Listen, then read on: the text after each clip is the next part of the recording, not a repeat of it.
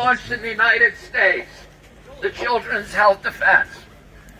We launched it to protect children from large corporations, from the pharmaceutical industry. GlaxoSmithKline, Merck, Sanofi, Pfizer. We found out, and when we started fighting the pharmaceutical companies, they had a lot of people on their team. They had the telecom companies who were trying to put in 5G. They had Google on their side. And Google is a vaccine company. I didn't know that. Google makes vaccines. It makes flu vaccine. It makes COVID vaccine. We were wondering, why is Google censoring us? Why will Google not let us put anything, any truth about the pharmaceutical industries on the internet? Facebook began censoring us. Instagram, Vimeo, YouTube, all of them began censoring us. Then the telecom companies came in, Verizon, AT&T, and we recognized that we were a local company in the United States, a local NGO. But these were international companies. You've all heard of Glaxo, right? You know Glaxo? It is a European company. It's international. Facebook is an international company. Google is an international company.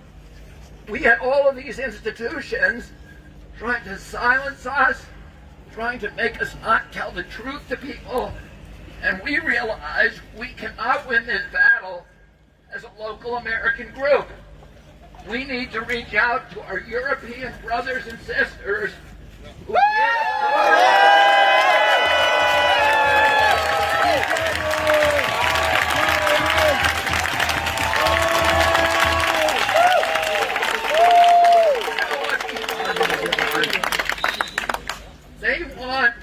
they want to use this pandemic to inspire us with fear, so that we will accept the institutions and mechanisms and vehicles of control and obedience.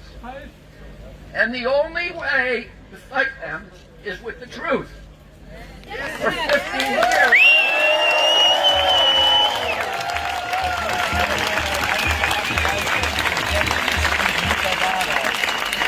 For 15 years, I have not been able to go on television in the United States.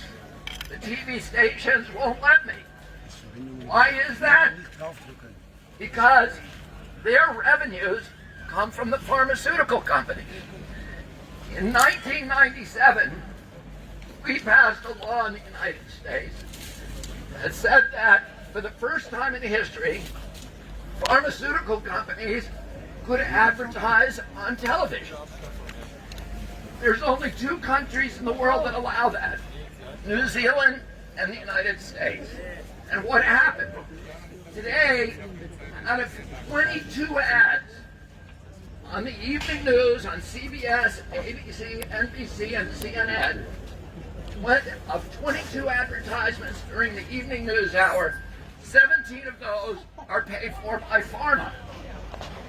That means the pharmaceutical industries are not only advertising, but they control content.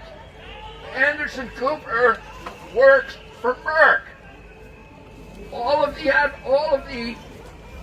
announcers that we have on Even TV that they call themselves journalists, they're actually just pharmaceutical representatives. And they cannot afford for us to tell the truth to the American public or to the global public. The only reason there's only 1 million people at this protest is because you're the ones who have looked into the truth.